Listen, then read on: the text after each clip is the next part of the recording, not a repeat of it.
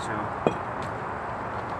I'm doing some crafting today for some tiles, some stone tiles that I've been wanting to make. I've already started to texture the board, but I'm not super happy with the amount of damage yet for it. So we're going to sit here and texture these two panels for now. This one I'm doing double-sided for stone walls, and I've got another one that I'm going to do for my main one whole board out of this. I'm going to be doing that. So this is the start of the process just for texturing to make it look all worn. Usually just want to use the weight of the stone to get that, just kind of feel for it. But then when you want bigger hits and bigger dentations, you're going to use like the corners and get these big gouge marks, which is what I need a little bit more of, I think, for that damage. But honestly, I think it's just the middle parts are pretty good as far as it. That was a pretty big gouge, but I think I need to hit the corners a little bit better. So it's just, there we go. Let's take some big chunks out. Yeah. Just don't even care. Who cares? There we go. Get that sharp corner there. Let's get the corners. Oh yeah, that was a good meat hit. I like that. That was good. Let's get the edge.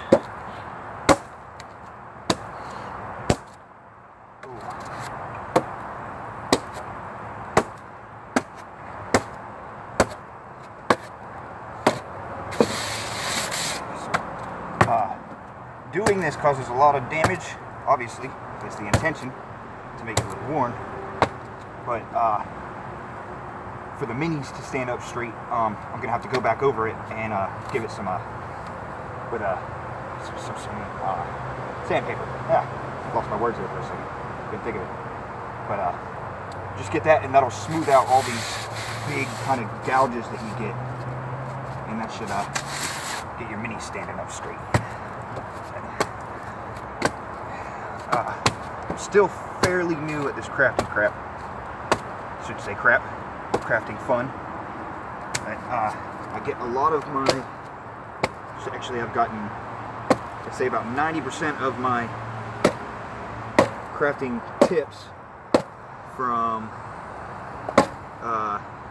Runehammer, Hanker and Furnail from Runehammer Games, ICRPG. Check it out. Buy it if you haven't. It's completely worth it. I started with 5th edition. I love 5th edition, nothing wrong with it, but it was just, felt like doing taxes at sometimes. And the first time I ran ICRPG with a group, they made characters in 20 minutes, and we were off playing till, well, we started it. They made characters at like 7, and then we played till 3 in the morning. I was so amazed at it. But even if you don't play ICRPG for the complete, I think I'm pretty happy with that side.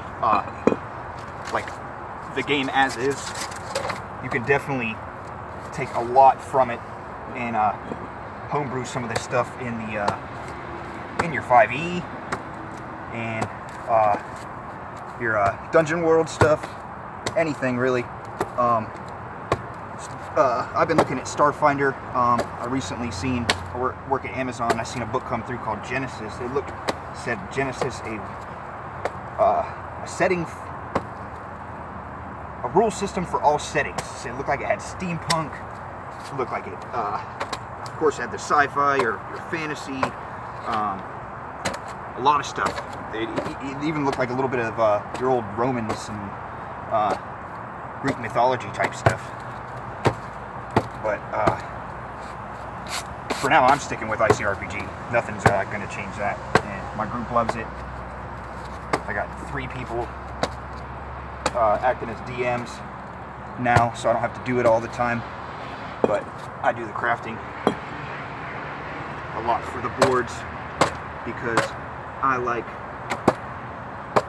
to do stuff for this hobby when we can't play. You ain't gotta worry about any of the dirt on this if you're doing it. As you can see, I'm just doing it outside here on the concrete in the dirt. I think that's about pretty good. That corner's, there we go, that looks better.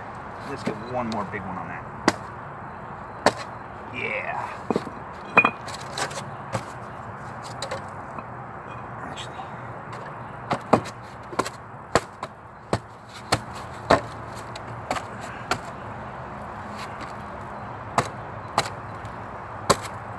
there we go. And we'll call that board done for now.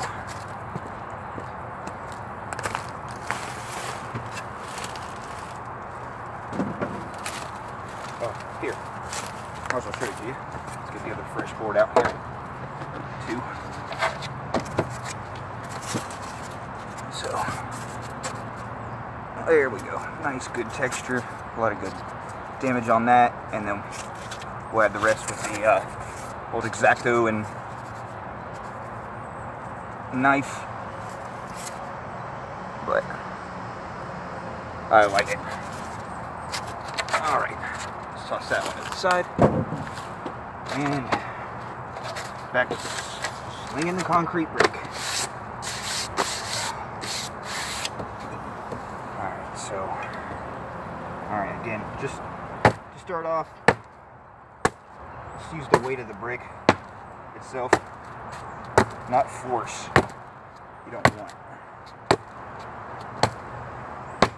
Force is going to give you some real intentional marks you want.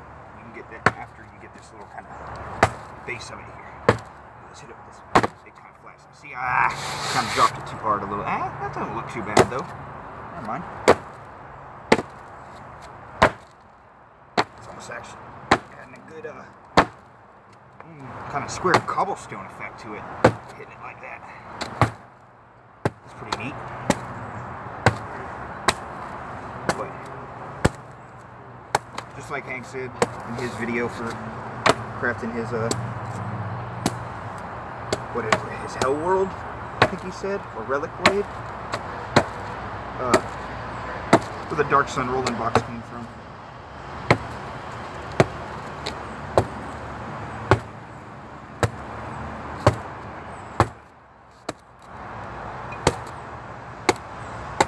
There we go. Oh yeah, look at that. That's real pretty. You're definitely not seeing it on camera, but on the bright light of the sunlight, hitting it good. Hank recommended hitting it with a floodlight because that hits that, gives that sun effect right up close, and you can kind of see all your good texture marks.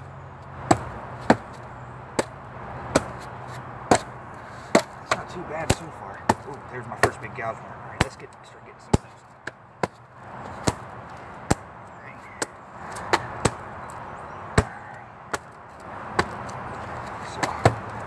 Probably end up sharing this to the Google Plus group, along with once I start cutting all this stuff. But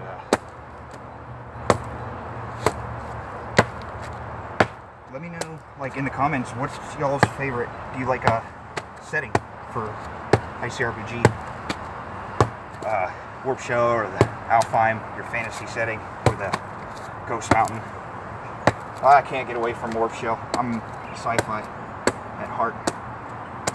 I'm a Star Trek junkie, so Warp Shell just feels like that episode per week kind of thing. And that, I like that.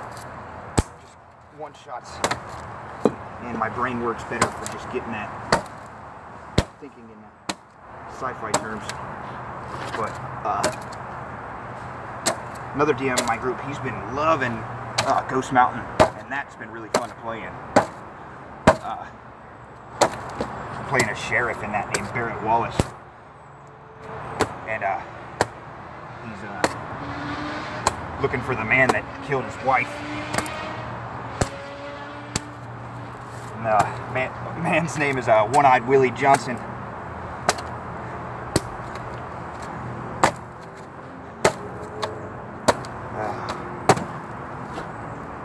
That's looking good. I'll tell you what, I went some pretty rough looking damage to this one, especially the edges, because this is going to be my baseboard. This is going to be, this one I want to look just so natural. And just to hell and back. Just show the age and all of it.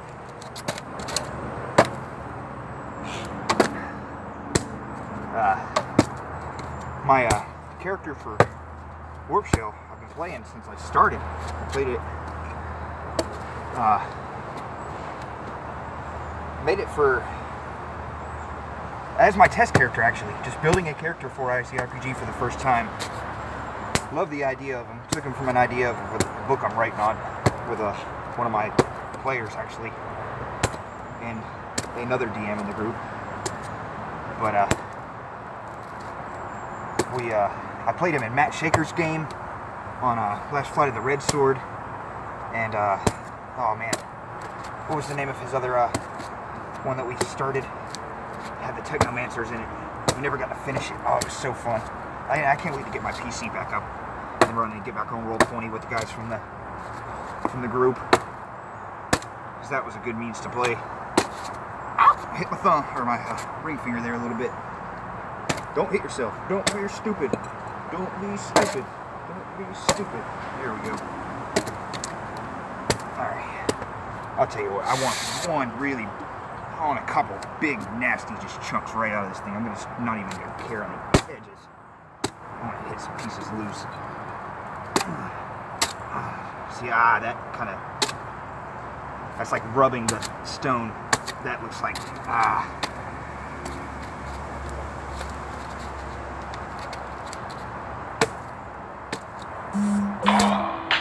that's not too bad.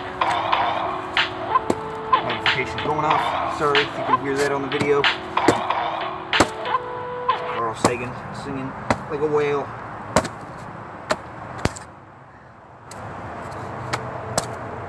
There we go. That was a good little shot.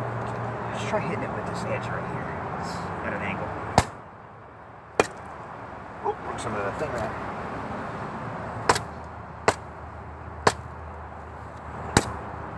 That's good. Man, I'm not really happy with that one.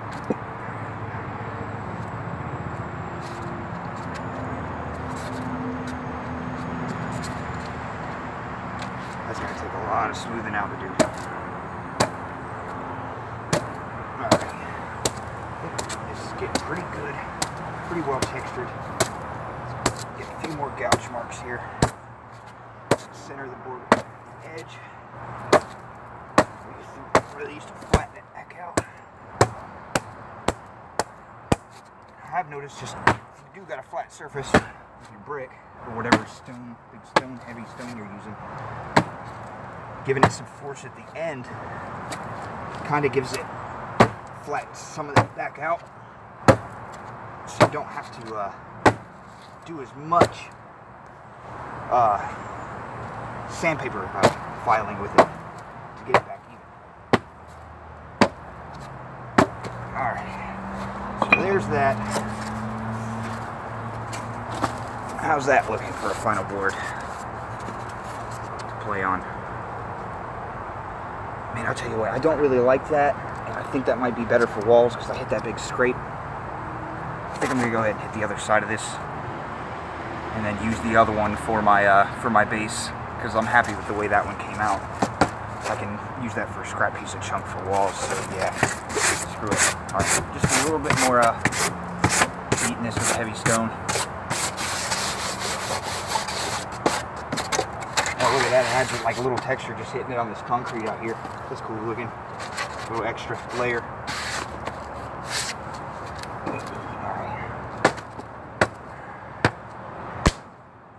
Gotta be careful not to twist your stone you're hitting with, because that's gonna get them freaking nasty gouge marks that I don't like on the other side. Ooh, that was a nice one. Good edge hit.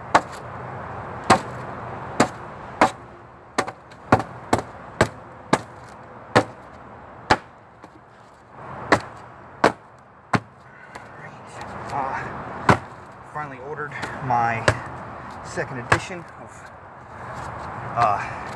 ICRPG, the core book. Hardback, of course. It's gotta be pretty. So look, big old badass up on the bookshelf next to the World's Book. Hardback, I finally ordered as well. Had the ducats to throw in for old Hank there. But had the PDFs for a while. And no problem with them. Loved them. Free upgrades he offered. Man, like, I can't believe that. That's so awesome of him to do. And like, especially even second edition for free. Why? Like, I would have 100% paid for it. Again, even having most of that stuff in the PDF. But very, very nice of that guy. See, he's talking about going to Gen Con. I would love to go. I just don't know if we can have the funds to make a trip to Indiana. I'm in Florida here, so, and I'm not going without the wife. Time off, it's hard for both of us sometimes. But man, I don't know. Maybe this other side of this board's actually looking better than that. I can double grid this. Deal with it. I'm liking the way that these edges are looking more than I did on the other board now. It's so chaotic, it just, who even knows? Or cares? It's just rocky terrain. We are definitely not using any rhyme or reason with this. We're just twisting it, hitting it with sides. Fuck, this is getting a little taxing. Then it's gotta be at least 80 out now. I didn't look at the weather today. At least it's a little overcast.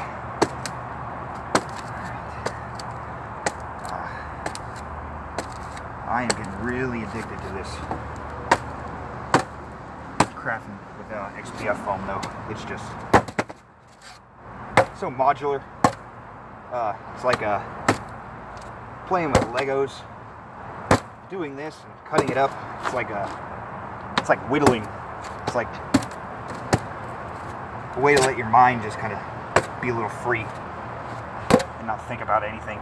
Just kind of enter that flow state that we all strive to find, but can never maintain because you can't have bliss without non-bliss. And I heard a good quote the other day, and I'm trying to keep it in my mind a lot. And heard it on public access radio from a writer, and I beat myself up for not remembering the book that they wrote. Oh yeah, this is definitely being a tile now. Look at that shot. That's beautiful. Sorry, the quote was, you make yourself miserable, you make yourself strong. Either way, the amount of work is the same. So, I've been stirring that in my brain for the past couple of days.